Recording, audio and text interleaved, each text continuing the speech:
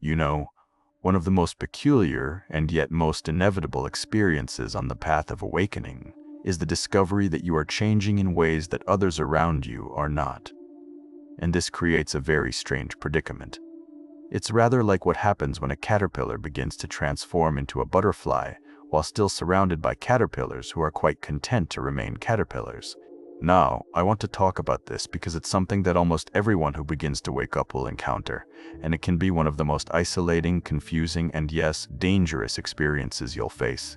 Not dangerous in the sense that you'll come to physical harm necessarily, though that has happened throughout history, but dangerous in the sense that you may lose everything that once gave you a sense of belonging, identity, and security.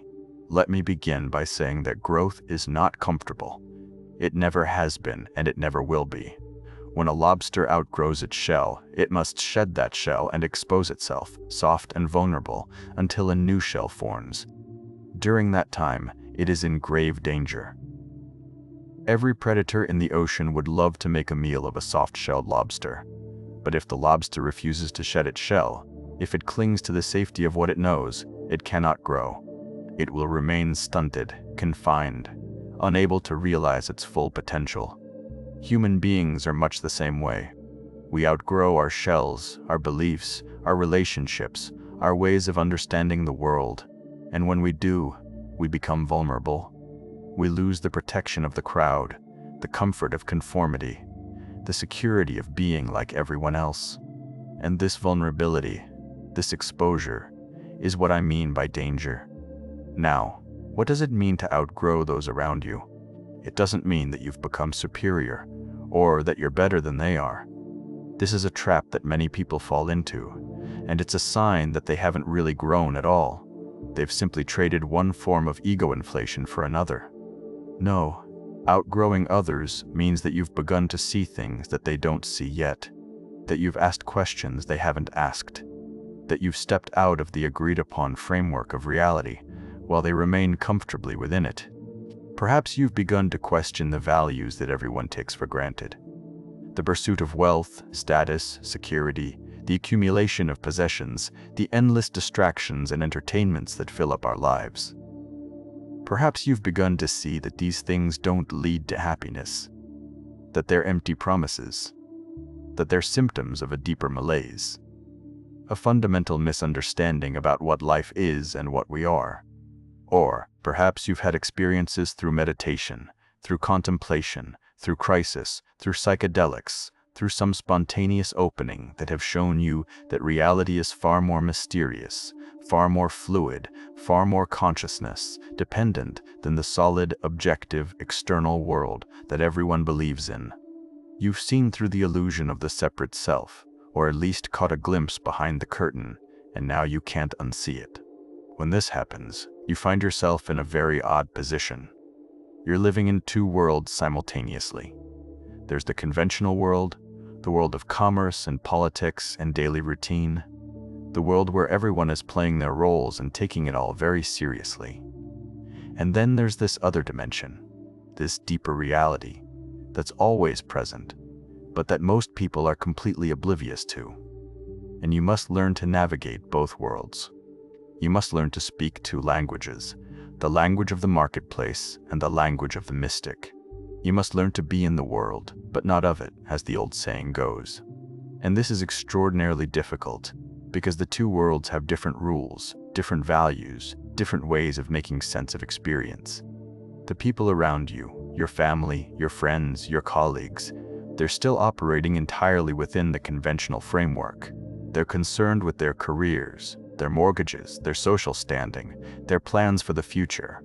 And these concerns, which once seemed so important to you, now seem rather trivial, rather beside the point. Not because you've become callous or indifferent, but because you've seen that there are deeper questions, more fundamental issues at stake. But you can't simply tell them this.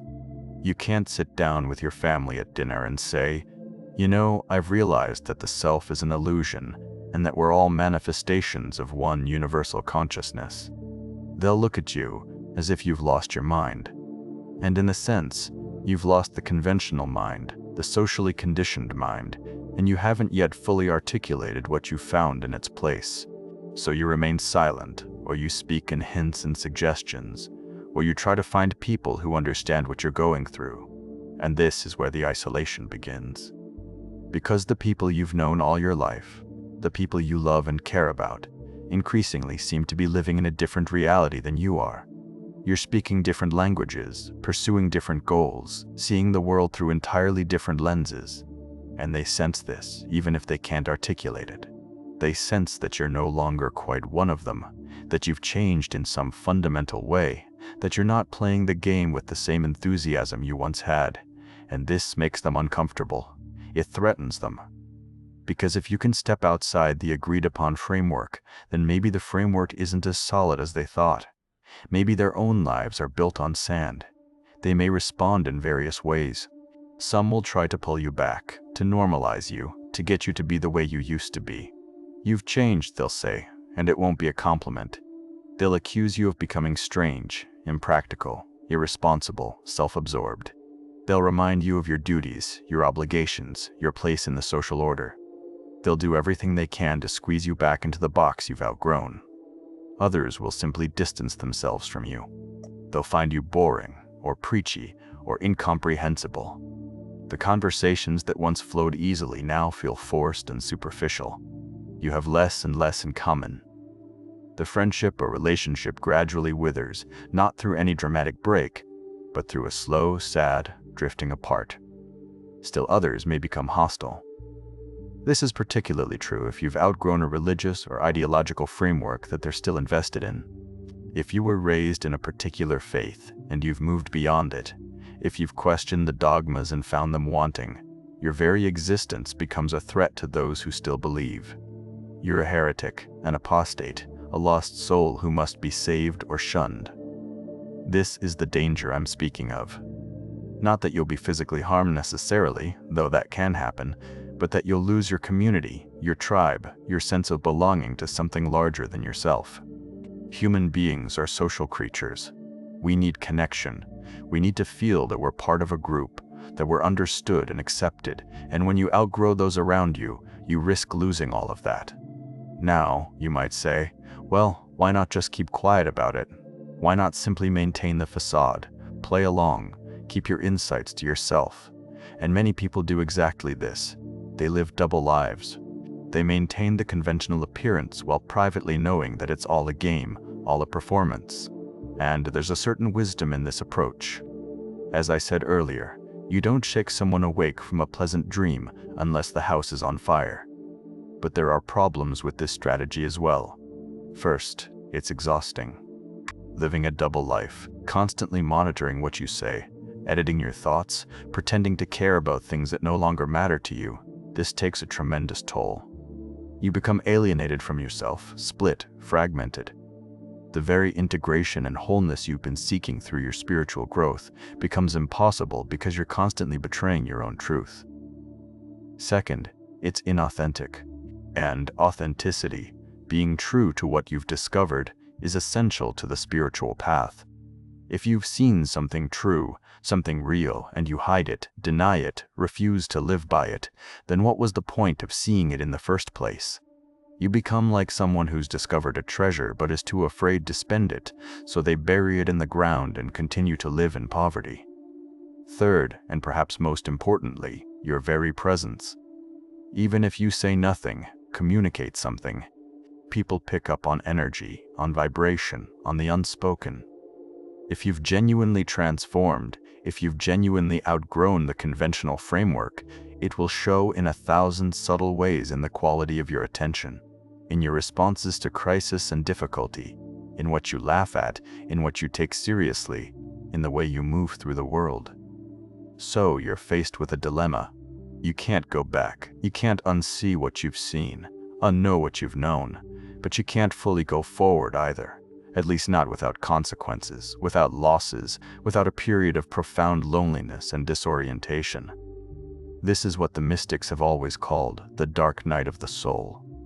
It's the passage between the old life and the new, the death of the caterpillar before the emergence of the butterfly. And it's dark precisely because you've left behind the familiar landmarks, the comfortable certainties, but you haven't yet arrived at the new dispensation. You're in between. in limbo, in the wilderness.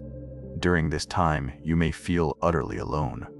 You may wonder if you've made a terrible mistake, if you've thrown away everything valuable for some nebulous spiritual fantasy.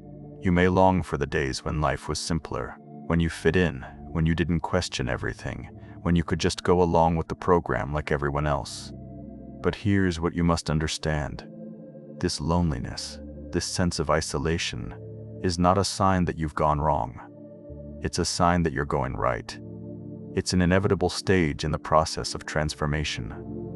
Every hero in every myth must leave the village, must venture into the unknown, must face dragons and demons alone before they can return with the treasure. The treasure, in this case, is your authentic self, your true nature, freed from the conditioning and programming of society. But you cannot claim this treasure while still clinging to the approval and acceptance of those who represent that very conditioning. You must be willing to stand alone, to be misunderstood, to be criticized, to be rejected. Now, I want to be very clear about something. This doesn't mean you should go out of your way to alienate people, or that you should be arrogant or superior, or that you should reject everyone who doesn't share your level of understanding. That would be spiritual egoism, and it's just another trap, another form of separation. What it means is that you accept the consequences of your growth with grace and compassion. You understand that people are where they are, and they're doing the best they can with the level of consciousness they have. You don't judge them or look down on them. You simply recognize that you're on different paths, at least for now. And you trust that if you're meant to have community, if you're meant to have companions on the journey, they will appear. Because here's the wonderful thing. When you outgrow one level, when you shed one shell, you don't remain alone forever. You find others who have also outgrown that level. You discover a new community, a new tribe, a new set of companions who speak your language, who understand your experience, who are wrestling with the same questions you are. This is why spiritual seekers throughout history have formed communities, monasteries, ashrams, mystery schools, philosophical circles, not because they're elitist or exclusive, but because they needed to be with others who understood what they were experiencing, who could support them through the difficult transitions, who could remind them that they weren't crazy, that the path was real, that the struggle was worthwhile. But these communities are often hidden, or at least not obvious. They don't advertise. They don't proselytize.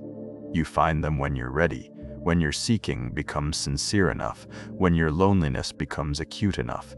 And often, you find them in unexpected places, a chance conversation with a stranger, a book that falls into your hands at exactly the right moment, a teacher who appears just when you need them. The key is not to cling desperately to the old relationships out of fear of being alone, but also not to cut ties prematurely out of spiritual pride. There's a middle way, as there always is. You maintain what connections you can maintain authentically. You honor your history, your roots, the people who loved you before you changed. But you don't betray yourself to preserve those connections. You don't make yourself small to make others comfortable. And sometimes, miraculously, the people around you grow too. Sometimes your own transformation becomes a catalyst for their awakening. They see something in you, a peace, a clarity, a freedom, and they want it for themselves.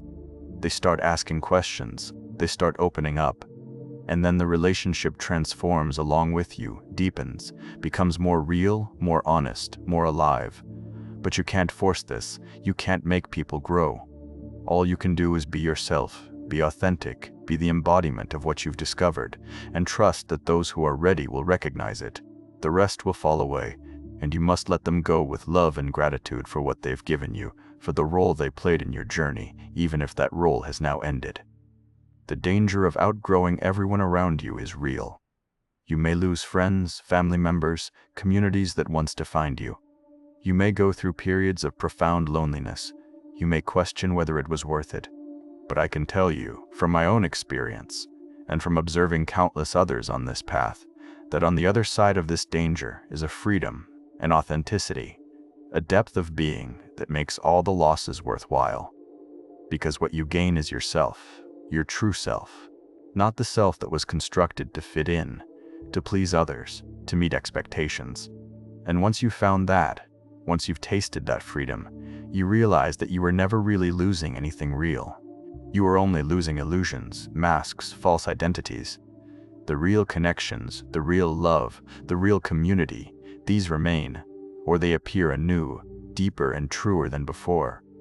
So if you find yourself outgrowing those around you, know that you're not alone, even in your aloneness. Know that this is part of the process, part of the path. Know that it's temporary, this loneliness, this sense of being between worlds.